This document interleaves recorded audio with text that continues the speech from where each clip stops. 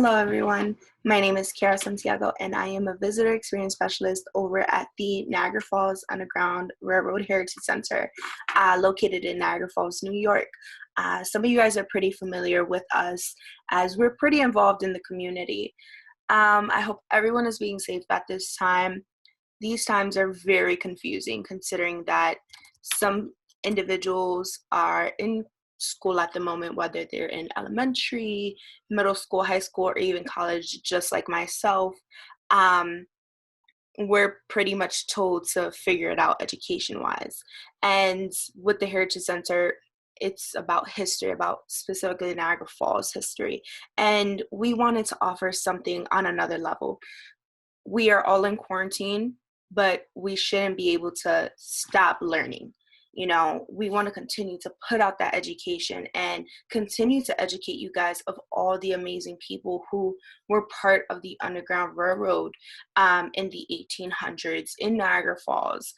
For those of you who have visited the Heritage Center, it is very beautiful, it's very important, and it's rich in history. You learn about individuals that not many have heard of. Um, some people may have heard of the individuals that we talk about at the Heritage Center because they may have been descendants of yours. I'm sorry, not descendants, ancestors of yours, and you're a descendant of these individuals. Now, for this first thing that we want to do to put out, and really just to get a feel for how you as the community respond to it, we wanted to kind of teach on different individuals within the Heritage Center. And I will be giving the first lesson on the individual. So I wanted to teach about Elizabeth Porter. Last month was Women's Month, and we're kind of pulling it on throughout the month of April as well. And Elizabeth Porter's story is quite interesting because she does have a sibling. She has a brother, and many individuals, when they come into our arrival gallery, they come upon Elizabeth Porter's story, in the arrival gallery. And you see that it's Elizabeth Porter and her brother Peter Porter. But who is Elizabeth Porter? Oftentimes, when some of us have siblings, our sibling can kind of outshine us. Or we may be the older sibling and we kind of outshine the younger ones. This is just something that typically kind of happens. But I wanted to ask, who was Elizabeth Porter? And that's really what I want to talk about today. Now, I will be presenting a presentation right here, and we will begin. So, who was Elizabeth Porter? Once again, my name is Kiara Santiago, and I am a visitor experience specialist at the Niagara Falls Underground Railroad Heritage Center in Niagara Falls, New York. So, just a little simple vocab lesson. What is an abolitionist?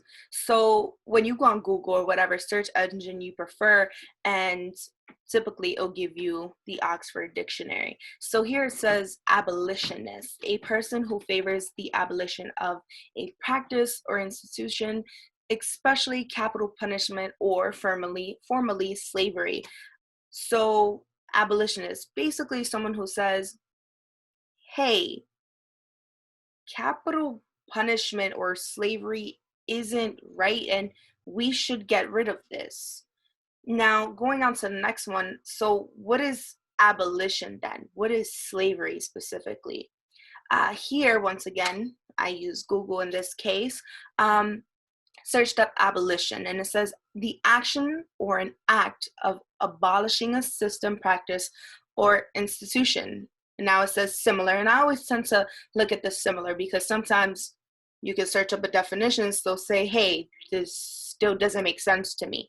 So for those of you who are still scratching your head saying, I don't quite understand what abolition is or what an abolitionist is, it's basically the ending of, right here, I don't know if you guys can see my cursor, the ending of something that you believe is wrong. So in this case, it says the abolition of child labor as an example. In this case, we're speaking about slavery. So it would be the ending, the end, the termination, the stop of slavery. Now, what is slavery? Slavery can be in many different forms, and sometimes we can confuse what slavery looks like, especially what type of education we're receiving, and where we're receiving it. So slavery, once again, going back to Google, it says the state of being a slave. But what does that necessarily say? So it says a condition compared to that of a slave in respect of exhausting labor or restricted freedom. And I just want to emphasize the restricted freedom part of this definition. Slavery, overall, the best way I would explain it is you're not allowing an individual to have certain rights, certain freedoms, such as freedom of speech. That's something that is found in our Constitution. That is a right that all of us are born with in the United States. Or when you become a citizen of the United States, you have that right, you have that freedom. And I just want to give you guys that example there. So wording at the Heritage Center. So you see here on the slide, it says the HC. Typically with us, usually you'll hear us when you guys call, or you come in, we might say, hey, welcome to the Niagara Falls Underground Railroad Heritage Center, because that is our full name. But sometimes we like to abbreviate, and we might just refer to ourselves as the Heritage Center. So at the Heritage Center specifically, we have certain type of wording. And our wording, we are very, very focused on. So when we start even our tours, our Freedom Conversation tours, which many of you probably have heard about, and if you haven't, Freedom Conversation tours are very interesting. Typically, we do not start our tours just right away, and we give you all this information and just send you home. We like to actually get into a good conversation with you and see what your opinion is, what your experiences are, what connections you may be making along the tours. So usually we start with that vocabulary, because at the Heritage Center, although we are speaking about slavery, we never refer to an individual as a slave. We refer to them as being enslaved. Now, many historians have kind of taken the science part to this, where they say you cannot be born a slave. Same way we can be born with brown eyes. For those of you guys who can see me, I'm in, the top right corner. With my Heritage Center shirt, you can see but so much to it, but I was born with brown eyes. I was born with curly hair. Some of you guys may have different features from me. Those are things that are found within you, within all those molecules within you. There is nothing within your DNA, within you, that can make you a slave. To be a slave, that is something that is forced upon you. So at the Heritage Center, we don't refer to someone as a slave. We refer to them as being enslaved, because that is something that is forced upon you. You had no option. You can't be born into something of that nature. Now, you'll also see it says enslaver versus slave owner. Now, slave owner is, once again, not the proper wording to use. So we refer to a typical slave owner as an enslaver, because they are actively enslaving someone, an individual, and they're making that decision to be so. Now, Elizabeth Porter, she was born April 19th of 1823. We're a couple days late, but a happy belated birthday to Elizabeth Porter. Now, here on the left, you see a photograph of Elizabeth as a child in Black Rock. Now, I want to give you guys just a quick little rundown of how her childhood really was, because that's really what makes us who we are as we grow up, believe it or not. So she grew up to become an abolitionist. So see why I pointed out those words? They're very important. Now, her father was a general. He fought in many different many wars in different areas throughout the United States. And her mother was also part of a family of enslavers. So her mother's side of the family was known to enslave many different individuals. 4 years later, she became a big sister to Peter Porter. So that is in 1827. So they're only 4 years apart, but she is a big sister at this point. Her mother passes away when she's only 8 years old. Now, a lot changes when she passes away, when Elizabeth is only 8 years old. When she passes away, now Elizabeth has to take on that responsibility of being a mom figure. And for some of us, this might be something that's relatable where we have an older sibling. As an example, I'm an older sibling. Um, it's only me and my little brother, and sometimes I have to play mom, and that's okay. That's something that's very common. You see that even today, it's the year 2020, we're talking about someone who was born in 1823, which was many years ago. See that things are still kind of the same when it comes to society and how some people may act with in relationships as well. So she has to take on this motherly role for her brother, because now it's just her, her brother, and her father. Um, Her younger brother Peter also becomes an abolitionist, just like Elizabeth.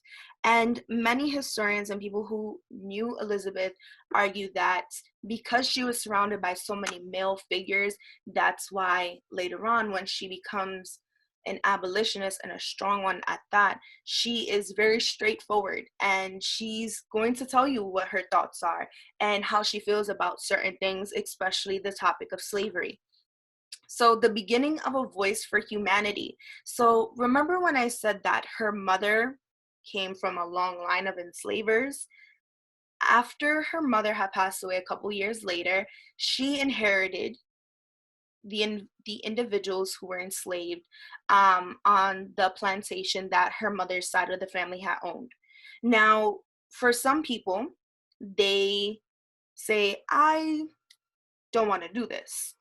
I'm just not going to accept these individuals as in my enslaved individuals. I just can't do this.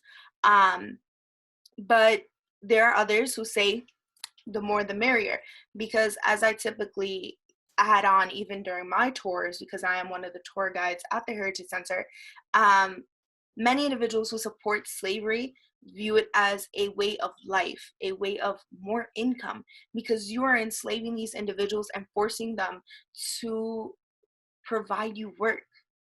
And with work comes money. And that's just something that even back then, up until now, still happens, where you go to work, you make money. That's just how it works, really. So instead of Elizabeth taking these individuals and profiting and making money off of them, she says, okay, I'll take all these individuals, I will inherit them.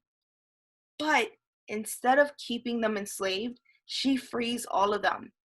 And not only does she stop there, she frees all of them and ensures that she helps each and every single one of them find a job, and a stable one at that, where they're not going to lose it in a week.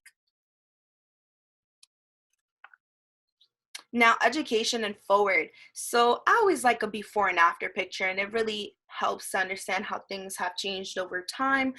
So the left picture is kind of a older picture. It's drawn for you, and it says Northwestern view of the Troy Female Seminary.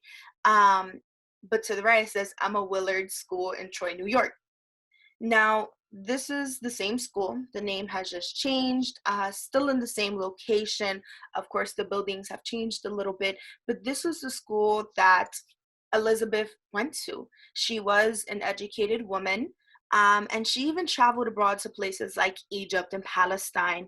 And when she finally returns to Niagara Falls, the women who surround her in the community absolutely admire her. And I want you guys to keep that in mind. So returning to Niagara Falls, educated, admired, and respected. When she returned to Niagara Falls, she became known as a lady of superior intellect, high cultivation, and large fortune, a reigning belle with a singular charm in her conversation and a remarkable traits of character, shrewd, practical common sense, unflinching independence, and an undying love of freedom, with a tenderness of feeling, a grace of thought and manner, and a warmth of affection.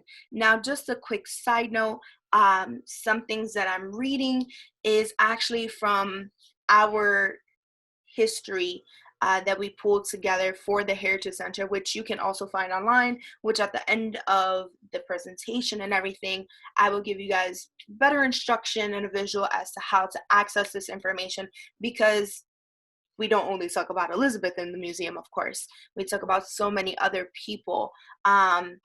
It's amazing. We have so much information in the museum, and I would suggest that once quarantine is over and it is safe and healthy to return back to normal routine, definitely come down Tuesday through Saturday when we offer our Freedom Conversation tours.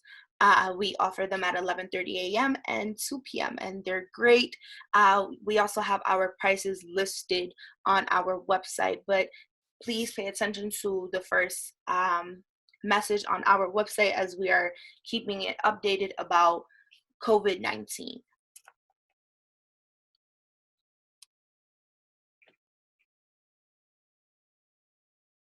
Now, going back quickly, just for a side note, so the women of Niagara Falls admired Elizabeth because of the fact that she was educated. She was a force to be reckoned with, and nobody was going to tell her a thing about it. She greatly believed in freedom for all, male, female, Caucasian, Black, Native American, whatever the case is. She felt that everyone should be equal. Some men did acknowledge how powerful and intelligent Elizabeth is, but not all. In this time period, women did not have a voice nor rights, because once again, this is the 1800s. So she falls in the shadow of a male version of herself who shares the same blood, and that is her brother, Peter A. Porter. So here's a photograph of Peter, and he served in the Civil War. So I listed this as a joint family effort. Can a sibling be overlooked? Peter, better known as Colonel Peter A. Porter, I'm sorry, there's so many P's, I stumbled, becomes well known for fighting against the Confederates during the Civil War. The Confederates were the individuals in the southern part of the United States who greatly supported slavery and keeping people enslaved. Because of these really strong beliefs that slavery was okay and slavery not being okay, there was a war to settle who had the better position on slavery. The Union / North believed that slavery was wrong and inhumane. They saw these individuals who were enslaved as that, individuals, people, not property.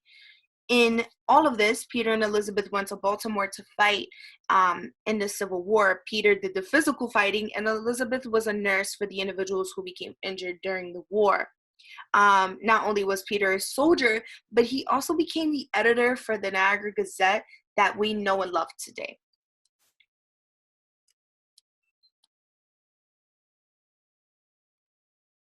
She's amazing. In Baltimore, Elizabeth devoted her heart, hand, and purse to the wounded, maimed, and dying. From the women of Niagara Falls, she received supplies, bandages, food, including Niagara County apples, and even souvenirs from Niagara Falls, which women in Baltimore sold at charity bazaars. As we have seen so far, she's willing to put her all in everything that she's doing, in many things at that. In this case, she puts her heart into making sure that those fighting in the Civil War have what they need and help aid them. Aid meaning helping them with their injuries in this case. The women back in Niagara Falls certainly did not forget about Miss Porter. They go out of their way to send these supplies. This sounds really familiar as we're even in hard times at this moment. We're sending each other food, supplies, masks, cleaning supplies to make sure that we're all safe and healthy. So I just wanted to give that connection. Not the same exact situation, but something to kind of make your brain make those connections. Now, the last UGRR case, UGRR is basically a acronym um, for the Underground Railroad. So for this, it says the last recorded Underground Railroad case was that of Casey, who was a woman who fought the who sought the help of Peter and Elizabeth in April of 1861. So April seems to be a very interesting month, as we are continuing Women's Month throughout April. We're paying tribute to Elizabeth Porter as it was her birthday just a couple days ago. And Casey was the last Underground Railroad case in 1861 in April, right as the Civil War was starting up. Now, many sought help. Many different individuals would visit Peter and Elizabeth's home to request donations, to seek freedom, advice, conversation, and help to find work. Because, as I have mentioned before, Elizabeth, when given the opportunity to enslave many individuals, she says, "Hey, I don't want to do this. This is wrong. These are people. They're not property. They're not dogs or anything of that nature." And she helps them find work. So Elizabeth is known to help these individuals find many different opportunities. So these images here are actually images that you see in the video that we have in our arrival gallery. So you guys that may have not visited our Heritage Center are getting a sneak peek basically at what we show in the museum, specifically about Elizabeth. Now, Elizabeth passes away on January 23rd of 1876. The photograph you see above is quite recent or updated compared to the others we have seen. Quickly, just to give the credit, these beautiful watercolors here that you will also see throughout our entire museum are by E.B. Lewis. He is phenomenal in the work that he does. And listen, the man can clearly watercolor great. I could never get to that expertise. But going back to this photograph is quite updated. As you see, it's in color. It's not a drawing. It's not a watercolor. Seems pretty recent. Now, Elizabeth and her brother and many other important figures within the Niagara Falls community, as well as a large population of African Americans, were members of this church. This church is St. Peter's Episcopal Church, located on 228 2nd Street. So this is something that's still in our community today, as some of us might walk past it and not really notice how much history may be in it. I myself am kind of a resident of Niagara Falls, as I do go to Niagara University, and there's many things that I've passed by before and I never noticed how important it can be to Niagara Falls' history. It made me think a lot more about what is really in Niagara Falls and what am I passing by every day. So I kind of slow down when I walk around sometimes, of course, before quarantine. And I've noticed that some buildings are historically important and they should be noticed, especially in this case. So this church holds a lot of significance within our community. Now, her memorial service was done at St. Peter's and many were in attendance. During her service, I have to move myself over because I don't think you guys can see this. During her service, a friend of hers basically pays tribute to her and recounts a story of when they were in Florida once. Now, it says here, she was fearless. Her detestation of slavery was profound, unmitigated, and undisguised. During a visit to Florida, she was riding out one morning with a gentleman who pointed out to her a tree and said, "There we hanged an abolitionist not long ago." "Well," she said, "I'm an abolitionist and you may hang me if you wish. I'll be home tomorrow morning at such hour if you want me." And I don't know about her, but I would have been terrified if someone said that to me if I was an abolitionist at that time. So the fact that she says, listen, I don't care. I'm an abolitionist. What are you going to do about it? I am fighting for the cause. I know the risks that, come with being an abolitionist, a woman and an abolitionist at that, and I don't care. This is wrong, and I'm going to keep speaking up about it. I don't care how anyone feels about it, because I know what's right and I know what's wrong, and what's wrong is slavery. And I know that me speaking out against it is the right thing to do. So she stands up tall, and she held her head the highest. And many would say that she held her head the highest in the room.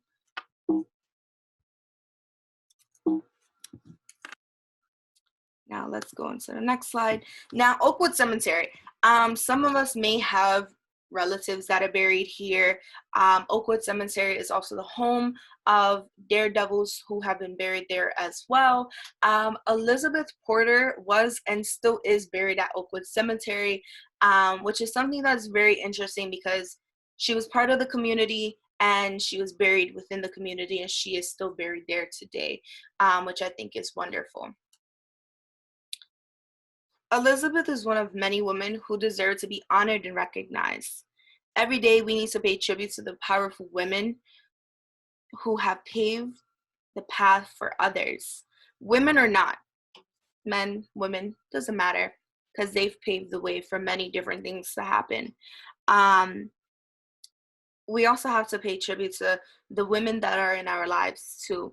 This year specifically is so special because 100 years ago, women did not have rights. They didn't have a chance to speak up and say, hey, I don't like this and I like that. Maybe we could change this, or be asked of their opinion, anything of that nature.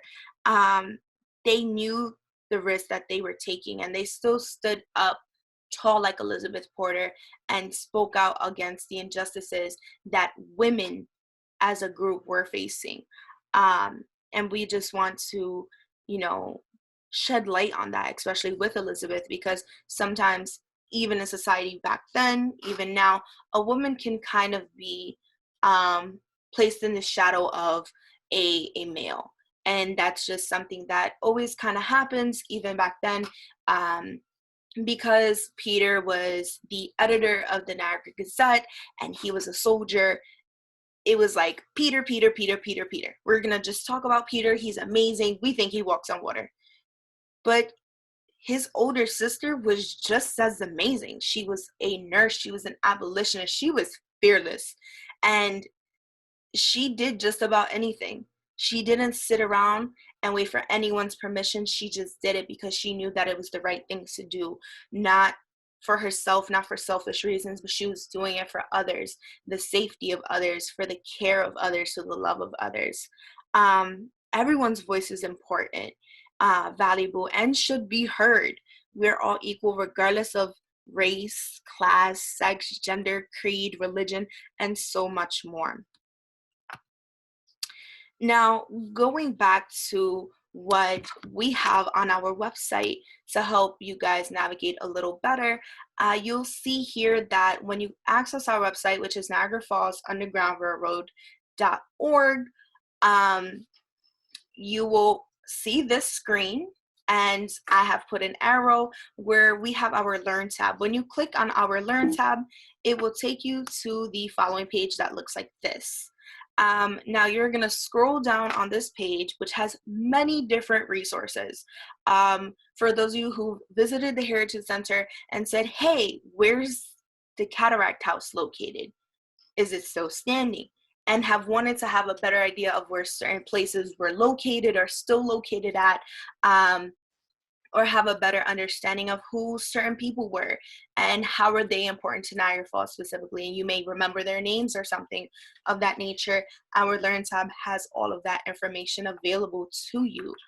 Now, when you scroll down, specifically, I want you guys to see our Appendix C. Now, Appendix C has the people, the places, and the stories in and around the city of Niagara Falls. So for those of you who love the story of John Morrison, you can learn more about him in Appendix C, and how he was the amazing waiter who seemed like a superhero with a cape. Well, a suit for a cape at that. Those of you who've probably been on my tours before and heard about me